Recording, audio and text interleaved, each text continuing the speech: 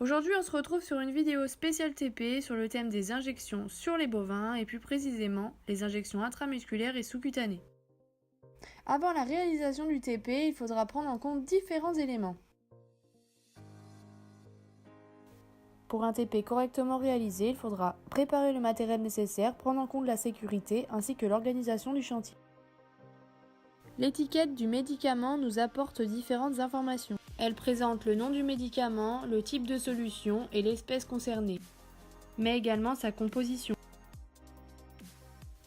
Il y a également la présence de conditions d'utilisation qui définissent le rôle du médicament, des contre-indications qui permettent de prendre en compte les effets indésirables du médicament.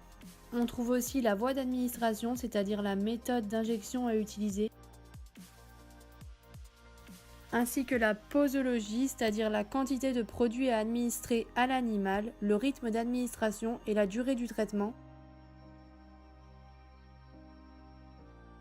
Ensuite, le temps d'attente qui correspond au moment qui s'écoule entre la dernière administration du produit et le moment où l'animal a éliminé celui-ci. Et pour finir, le numéro d'autorisation de mise sur le marché, qui est une autorisation qui certifie que le produit est sans risque.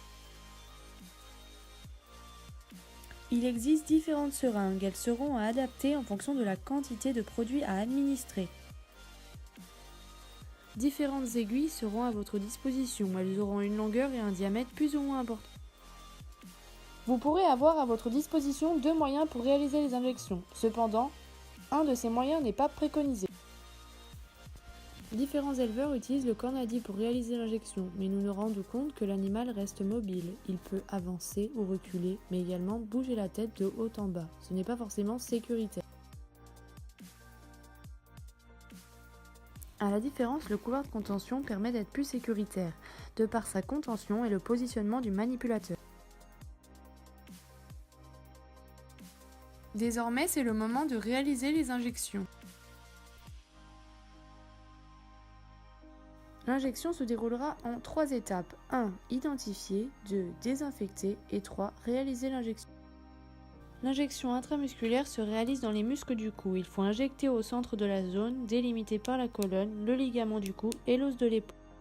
Il faudra désinfecter la zone d'injection pour limiter les infections et donc les abcès.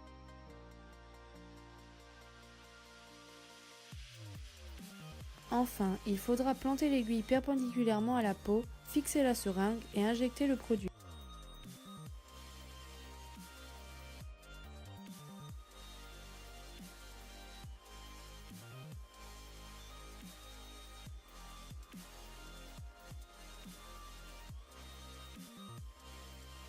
L'injection sous-cutanée se réalise dans un repli de la peau du cou en avant de l'épaule.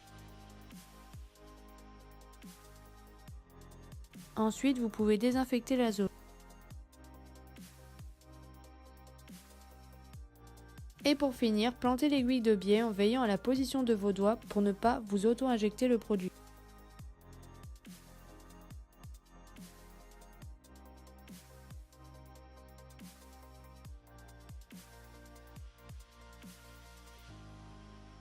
Pour terminer ton TP, n'oublie pas certains éléments sécuritaires et obligatoires.